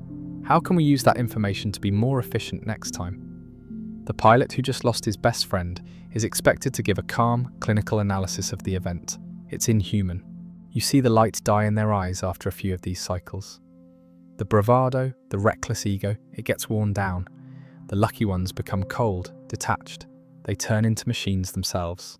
The unlucky ones crack. They make mistakes. They freeze up in a dogfight. And then they become another icon, winking out on someone's screen. And the officers, the high-ranking ones, they talk about it in the most cold-blooded terms. I've heard admirals and captains discuss TIE fighter losses like you'd discuss ammunition expenditure. We can afford to lose 20% of the squadron to pin down that cruiser. Their sacrifice will give our bombers an opening. It's an acceptable loss ratio. Acceptable loss ratio. That's the phrase that haunts you. They're talking about people, kids most of them, but they're not people to command. They are a statistic, a number that can be traded for a tactical advantage. You're not supposed to get attached. You're not supposed to think of them as individuals. But it's hard when you're the one processing the paperwork. When you're the one who has to inventory the personal effects they left behind in their footlocker. A data chip with letters from home. A holopic of a girlfriend. A lucky charm. You box it up, you tag it, you send it to storage. Eventually, it'll get shipped back to their homeworld, if their homeworld is even in Imperial records. That's the real horror of the TIE Corps. It's not the danger, it's the sheer grinding indifference, the complete and total lack of value placed on a human life. The Empire has a bottomless supply of both ships and pilots, and it spends them like credits. Those pilots, they have more courage in their little finger than most admirals have in their entire body. They climb into those unshielded death traps, launch into the blackness of space, and go up against shielded, hyperdrive-equipped rebel fighters. They know the odds. They know they're probably not coming back. They do it anyway. And for what? For an empire that sees them as a number on a spreadsheet. For officers who view their deaths as an acceptable loss. It's one of the things that eats at you late at night in your bunk. You hear the scream of a TIE fighter launching from the bay, and you wonder if it's the last thing that pilot will ever hear. You become numb to it after a while. You have to stay sane. But that numbness, that's its own kind of tragedy. You become part of the machine that grinds them up. You log the loss, you order the replacement, and you try not to think about the name, because if you start thinking about that, you can't do your job.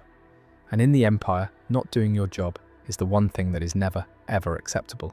You can only patrol steel corridors for so long before the Empire throws you into the real galaxy. Planets full of people who didn't sign up for military discipline. Out there, it isn't neat reports or how crisp your salute looks. It's about civilians. And that's when you learn what the job really means, keeping them in line. Now, the propaganda makes it sound simple. The Empire says you're bringing order to chaotic worlds, stopping crime, keeping trade safe. In the recruitment vids, you'd see smiling children running to greet Stormtroopers like heroes. Maybe you even believed that once. Then your first assignment comes down from Sector Command, and the orders are anything but friendly. Raids, curfews, pacification, those are the words you start hearing, and they're never vague. They come with strict numbers, reports, and timetables. If the governor of a planet decides the locals are uncooperative, your unit is tasked with teaching them cooperation. That might mean shutting down marketplaces, arresting community leaders, or sending squads door to door in the middle of the night. At first, you try to tell yourself it's temporary. You convince yourself you're restoring order, smoothing over unrest. But soon, you realize the Empire doesn't aim for peace. It aims for silence. People aren't supposed to feel safe. They're supposed to feel watched. And as an officer, you're the one making sure they know it. Let's talk about curfews. The standard model was dusk to dawn. Whole cities forced indoors after sundown. You'd station stormtrooper patrols at intersections, deploy walkers in the main plazas, and set up loudspeakers blaring warnings. And if someone ignored the curfew, you didn't debate it, you arrested them on the spot. Sometimes they got dragged into holding cells, sometimes they didn't make it that far. After a few examples, compliance skyrocketed. Fear is the cheapest enforcement tool. Then there were raids. Those were the most stressful, not because of danger, but because of the unpredictability. You'd get an intel packet, rebels rumoured to be hiding in a neighbourhood, or a weapons cache suspected under someone's shop. The instructions were clear. Search everything, confiscate anything, detain anyone suspicious. And suspicious was a very flexible word. If someone frowned too long at a stormtrooper, that counted. If they asked too many questions, that counted too. You could clear out entire blocks on suspicion alone. The ugly part? You weren't only dealing with fighters. Most of the time, you found families. Kids, grandparents, shopkeepers who'd never fired a blaster. They'd beg, they'd cry, and you'd stand there in your polished boots, pretending it didn't bother you. Because if you hesitated, if you looked weak, your own men noticed. And Vader wasn't the only one who punished weakness. So did the system itself. The pacification campaigns were the largest scale operations. Those were usually ordered after a planet or region openly defied Imperial control.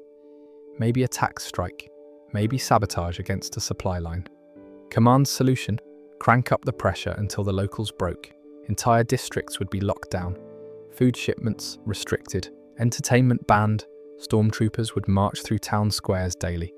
Blasters visible, helmets unyielding. You'd think it was excessive, but the higher-ups didn't care about efficiency. They cared about making an example. The Empire didn't want to crush one uprising. It wanted every other planet to think twice before trying the same thing. And here's the thing. Not every officer loved it. Some threw themselves into the role, convinced they were maintaining stability. Others went along reluctantly, muttering in private but obeying in public. And a few hated it outright, but had no choice. You didn't get to say no. Orders weren't suggestions. The line between moral discomfort and outright treason was thinner than a vibroblade. You might wonder how civilians reacted. Picture it. Stormtroopers in white armor pounding on doors at night. People being pulled from homes. Markets shuttered by force. It didn't inspire loyalty.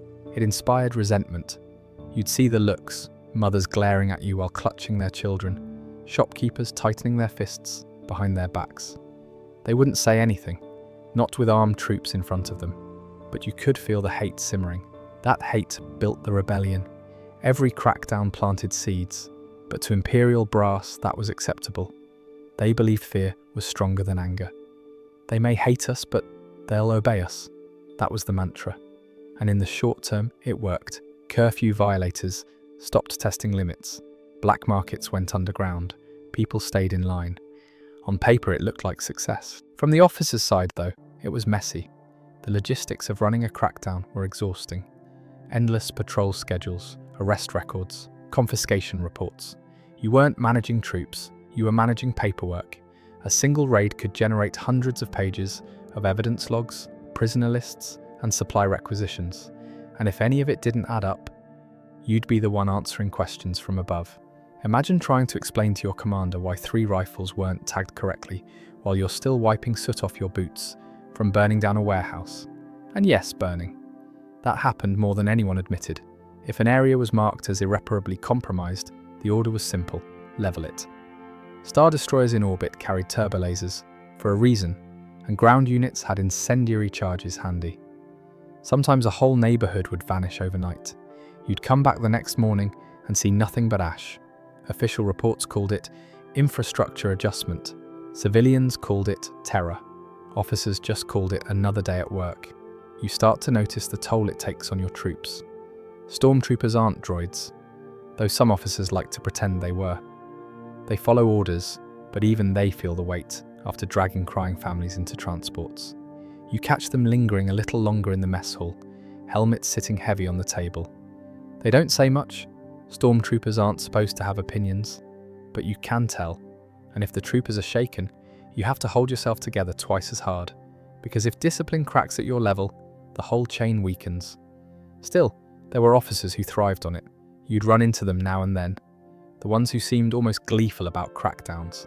They'd strut through occupied streets like kings, bark orders just to watch civilians flinch, and treat every raid like a personal game. Those officers climbed the ranks fast. The Empire rewarded cruelty, disguised as efficiency. If you cracked down hard enough, you looked decisive. If you showed restraint, you looked soft, and soft officers didn't last. You remember when you first heard about the rebellion? It probably wasn't called that, at least not in the beginning. Officially, the word on the officers' grapevine was insurgents, radicals, or, if some overzealous governor was giving a speech, criminal elements trying to destabilize peace. The language was always dramatic. You were told they were nothing more than scattered cells of malcontents, barely organized, and hardly a threat to the Empire's iron grip. That was the line fed to you during briefings, blasted out in propaganda hollows, and repeated at every academy lecture. At first you bought it. Why wouldn't you? The Empire controlled the core, the mid-rim, and huge chunks of the outer rim. You had Star Destroyers patrolling space lanes, Stormtroopers stationed on every halfway important planet, and governors who reported directly to the Emperor. If a few moisture farmers on Tatooine or miners on Lothal wanted to wave banners and throw rocks, that was their problem. From your perspective, it was like a few ants shaking their fists at a bantha. The Empire had the firepower of an entire galaxy.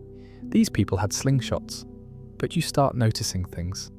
A convoy ambushed here, a supply depot blown up there.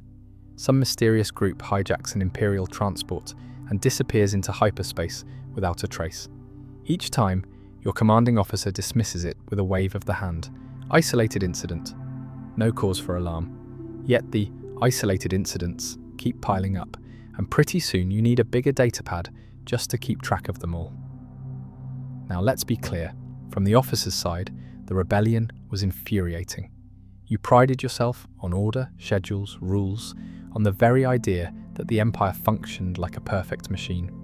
Everything had its place. Everything was predictable. The rebellion? It was the opposite. It was chaos with a face. You never knew where they'd strike, when they'd strike, or who they'd bribe to get the job done. They were ghosts in a galaxy that was supposed to be airtight. They weren't even uniformed. You're looking for soldiers in neat lines, but what you got were smugglers, farmers, ex-Clone Wars veterans, even kids. Some were armed with blasters that probably belonged in a museum. Others had the nerve to use stolen Imperial rifles, as if they were mocking you with your own weapons. When you're an officer trying to run a base or enforce curfew, that gets under your skin fast. The Empire never wanted you to admit they were a real army, so in your head you kept calling them pests. But pests have a funny way of surviving, don't they? You squash one and three more pop up. Take Ryloth, for example. The Twi'leks had been restless since forever, and you'd think after a few crackdowns they'd give up. Instead, you'd blink, and suddenly there's another raid on a fuel depot. Then you'd hear whispers about some mysterious group called Phoenix Squadron. Nobody knew who they were, but their handiwork kept showing up in reports, and it wasn't small-time stuff either. Starfighters, stolen ships, coordinated attacks. That's when a lot of officers started realizing, okay, these aren't just farmers with pitchforks, somebody's teaching them how to fight. Of course, the official story didn't budge. Governors and moffs still called them criminal gangs. Darth Vader had his own word for them, insignificant. You learned quickly that if Vader said they were insignificant, you nodded along because disagreeing with him wasn't a career-advancing move. But behind closed doors, in the mess hall, or over a drink, you and other officers shared a different opinion. The insignificant ones were giving you headaches, the size of Mustafar. It wasn't glamorous work dealing with them either. You'd get orders for more patrols, more checkpoints, more random inspections. Suddenly, you're telling a bunch of Stormtroopers to spend 12 hours in the blazing heat scanning farmers' wagons for hidden explosives. Do you know how popular that makes you? Not very. The locals hated you because you ruined their day. The Stormtroopers hated you because you ruined theirs too. And yet, the rebellion kept slipping through your fingers like sand. Part of the problem was geography. The galaxy is big, really big. You don't realize how endless it is until you're tasked with keeping order across star systems that could swallow entire fleets without anyone noticing. Rebels took full advantage of that. They hit you on one world, then vanished to another. It was like playing Dejarik with a board that stretched from Coruscant to the unknown regions. And while you're scrambling to move pieces, they're already 2 moves ahead. But let's talk about the real thorn in the side: sympathy. Not among officers, but among the people. Because as much as propaganda blasted, you'd land on some Dust Bowl planet, and the civilians would give you this look, like they were rooting for the other side. They didn't spit in your face, not openly, but you saw it in the way they whispered when Stormtroopers walked by, or how they shut their doors when an Imperial patrol came down the street. If they thought they could get away with it, they'd slip food, fuel, even shelter to these so-called rebels. And once that happens, you're not fighting an army anymore. You're fighting an idea, and ideas are harder to shoot at. You probably remember Alderaan. Oh, you definitely remember Alderaan. From the officer's perspective, that was the big flex. The ultimate, let's show them who's boss. You were told it was necessary, a warning to anyone else thinking of siding with the rebels. And yeah, the message got across loud and clear. But if you were stationed anywhere after that, you noticed the effect wasn't what the Empire expected. Fear didn't kill the rebellion. It fed it. Suddenly, recruitment posters didn't matter, because the rebels had the best one of all, a destroyed world. People who didn't care before started caring a lot. People who were neutral started asking questions. From an officer's point of view, Alderaan created more work than it solved. The strangest part of it all was the mixed feelings. As an officer, you hated the rebels. They disrupted your job, killed your men, and made you look incompetent in reports. But deep down, sometimes you admired them. Don't get me wrong, you'd never say that out loud unless you had a death wish. Still, you couldn't help but notice they had something most Imperial officers didn't: conviction. You were in the Empire because of duty, fear, or maybe just because it was the only way to climb the ladder. They believed. They actually thought they could win. And when people believe that strongly, they become dangerous. Over time, the rebellion went from a background annoyance to the central obsession of the Empire. You'd get entire meetings devoted to hunting down cells. Reports poured in from every sector. Tarkin, Vader, the Emperor himself, they all put pressure on the chain of command. And when pressure came from above, you felt it below. Fail to catch a rebel cell? You'd better hope your Moff was merciful, because punishment was swift and creative. That fear trickled down, making every mission feel like life or death. The irony? The more resources you threw at stopping them, the more attention they got. Every blockade, every crackdown, every stormtrooper marching through the streets. It all reminded civilians that the Empire was scared. And when a giant looks scared, the underdog starts to believe they might have a shot. You could feel it shifting, slowly but surely. Then came the big blows. The first Death Star destroyed? Impossible, yet it happened. As an officer, you didn't even know how to process that. You thought Death Star meant invincibility, the ultimate trump card. Watching it explode was like watching your whole worldview go up in flames. If the rebels could pull that off, what else could they do? Everyone knew they were a full-blown movement, and whether you admitted it or not, the Empire was on the defensive. You might still have had fleets, garrisons, and endless stormtroopers, but the rebels had momentum. From the officer's chair, that was scarier than their starfighters or blasters. Momentum can topple empires.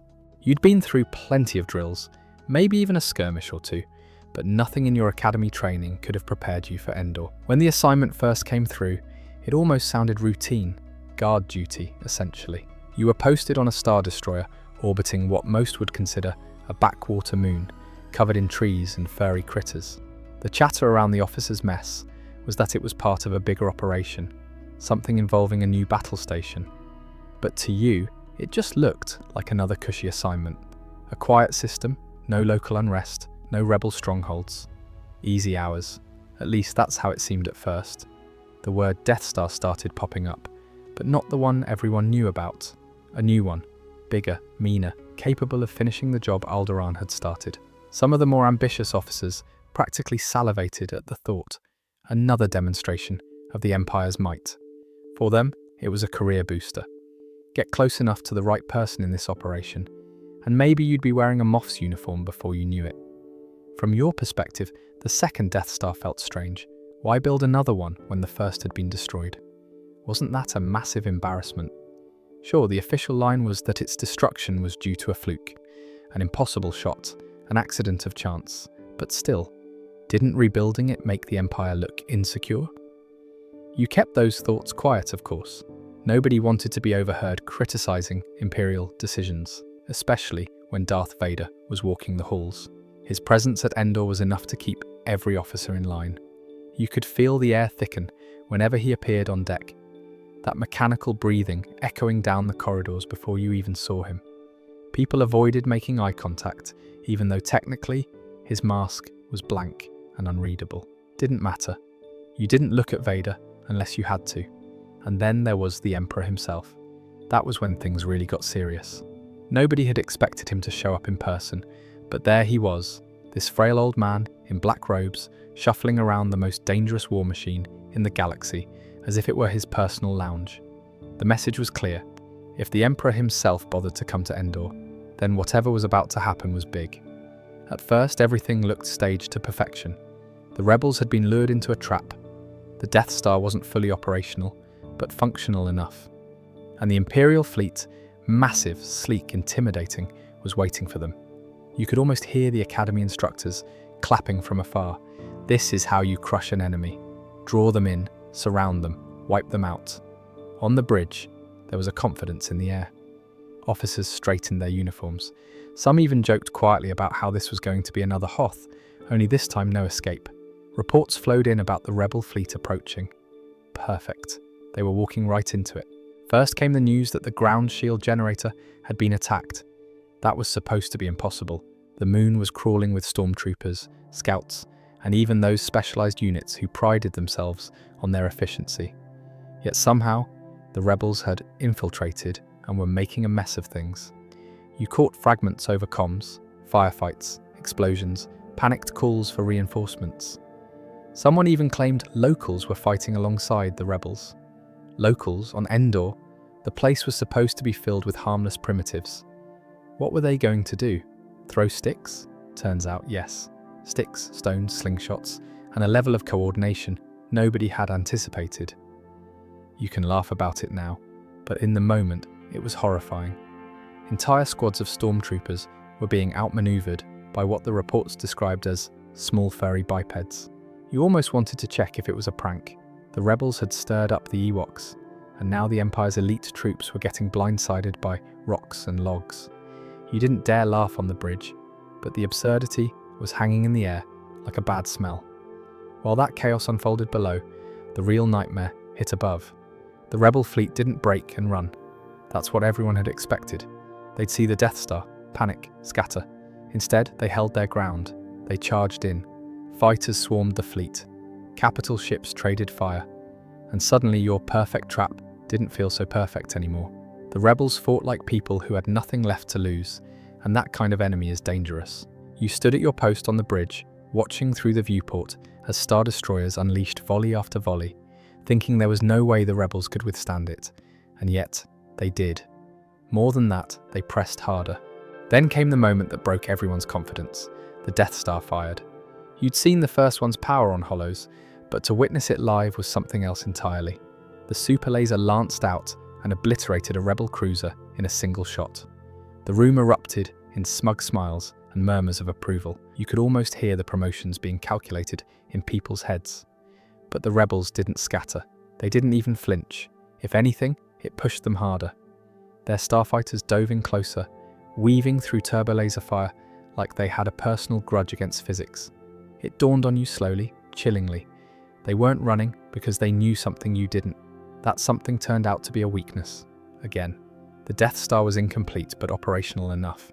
The rebels somehow knew exactly where to strike, and they were willing to throw everything at it.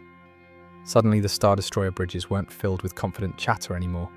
It was shouting, alarms, reports of rebel squadrons, punching through defences. Admiral Piet's face was plastered on comm screens across the fleet, barking orders that sounded less like victory and more like hold them off as long as possible. You've never known chaos until you've seen a fleet that size unravel.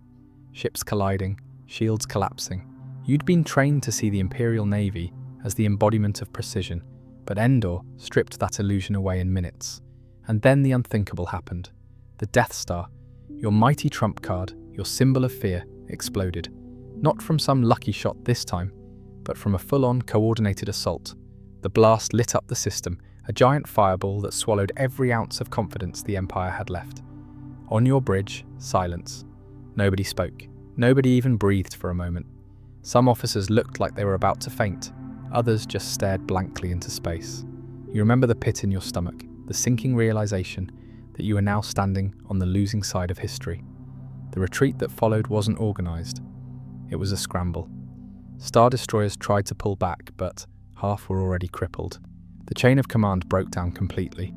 People you'd trained with, people who'd spent their lives memorizing codes of discipline, were now running through hallways like terrified cadets. You can't blame them. When the backbone of your empire is reduced to space dust in front of your eyes, discipline doesn't mean much.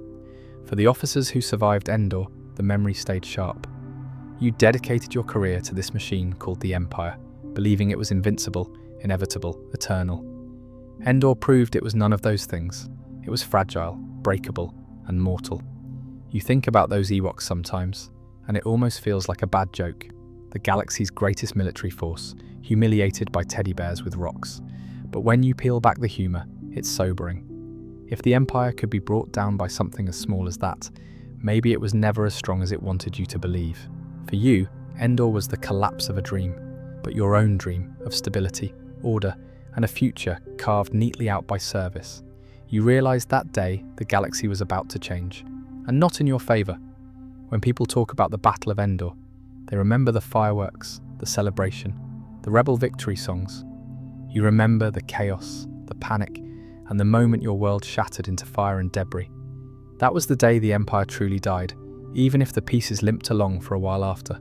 And you were just another officer lucky enough to walk away, carrying the weight of a war that ended with a bang so loud it still echoes in your head.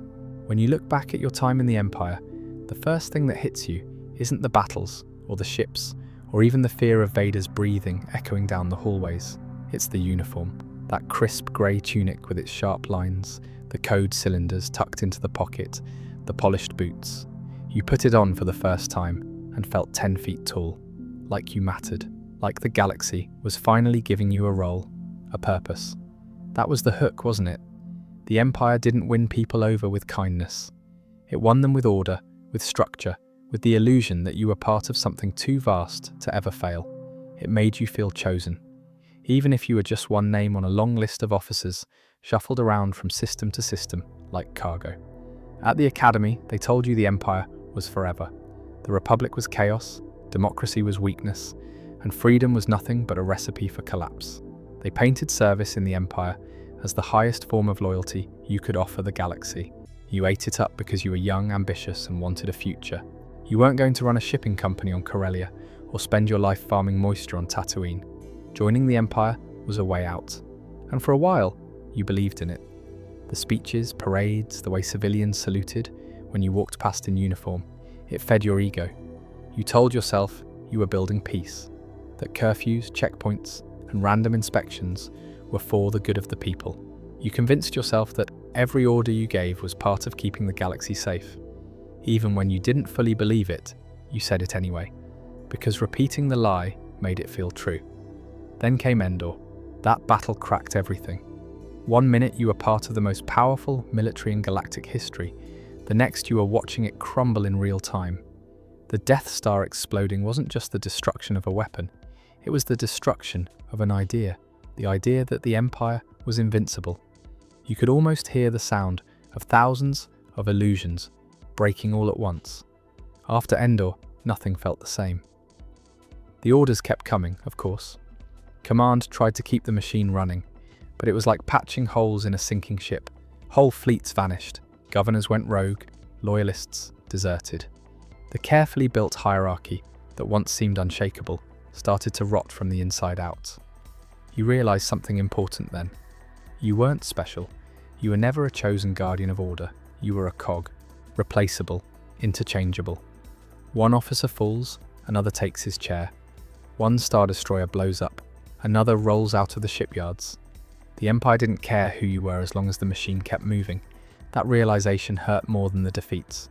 Because deep down, every officer carried a tiny flame of vanity, the belief that they were more than a number, that they'd rise through the ranks, make a difference, leave a mark. Endor killed that dream. Watching your fleets scatter like frightened birds proved the truth. None of you mattered. What did matter? The Emperor, Vader, Tarkin, the grand names at the top of the pyramid. They got the credit when things went well, and the scapegoats when things went wrong were people like you. If a mission failed, it wasn't because of the flawed strategy handed down from above. It was because some officer on deck failed to execute properly. And if you were that officer, well, congratulations, you were suddenly expendable. Looking back now, it almost feels absurd. You gave your youth, your energy, your health to this machine. And for what? Better rations? A private cabin? The privilege of saluting someone with a fancier title? The whole system thrived on feeding you scraps of authority while stripping you of actual freedom. You weren't a leader. You were a middle manager of tyranny. And the irony is, you knew it while you were living it. Every officer did. You saw how Stormtroopers were treated as disposable. You saw the endless paperwork that mattered more than actual victories. You saw civilians hate you, even when you thought you were keeping order. But you buried those doubts, because the alternative was admitting you'd wasted your life. After the collapse, the galaxy didn't look at you as someone who tried to build order. They looked at you as part of the problem. Civilians didn't see your sacrifices or your years of service. They saw the uniform. And to them, the uniform was the face of oppression. You could argue that you were just following orders until your lungs gave out, but it didn't matter. To them, you were the Empire. End of story. And maybe they were right. Think about it. You enforced curfews, you oversaw crackdowns, you turned a blind eye when Stormtroopers got rougher than they needed to. You might not have blown up Alderaan yourself, but you stood on the deck and applauded when the Emperor said it was necessary. You can tell yourself you didn't have a choice, that disobedience meant execution, but at the end of the day, you still played your part. The machine only ran because thousands of officers like you kept oiling the gears. Do you regret it? That's the million-credit question. Regret is complicated. On one hand, yes, you regret giving so much of yourself to something that chewed you up and spat you out.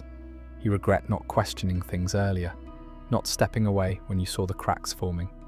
On the other hand, what choice did you really have? The galaxy was the Empire's playground. If you weren't in uniform, you were at its mercy. Maybe wearing the uniform was the only way to survive. Sometimes, in quieter moments, you think about what life might have been like if you hadn't joined. Maybe you'd be living on some outer rim world, farming or trading, away from all the politics and battles. Maybe you'd have a family that didn't flinch when you walked through the door in Imperial grey. Or maybe you'd have been crushed under the same boots you once polished. Hard to say. The strangest part of the aftermath was the silence. When the Empire fractured, the speeches stopped. No more grand parades, no more endless proclamations about order and destiny, just silence. Officers scattered, some tried to hold on to scraps of power, others ran, others blended into civilian life. The mighty machine ground to a halt, and all that was left was a pile of rusting parts. That silence is what stays with you. The Empire was loud, the rebellion even louder in its way, but the aftermath, it was the sound of people realizing nobody was in charge anymore. It was unsettling, almost worse than the battles. You'd grown so used to being told what to do, where to be, how to think, that when it all stopped you felt empty. That emptiness never really goes away. Even years later, you catch yourself waking up early, half expecting to report for duty, only to remember there's no duty to report to. You still straighten your back when someone of authority walks by, even if it's just a local official. Old habits die hard. The Empire drilled them into you so deep they might as well be carved into your bones. So what do you tell yourself now, looking back? Maybe you were part of history, for better or worse. You stood on the bridge of Star Destroyers, walked the steel corridors of battle stations, saw Darth Vader with your own eyes. Not many people can say that. Sure, you were a cog in the machine, but even cogs spin stories. The illusion of glory?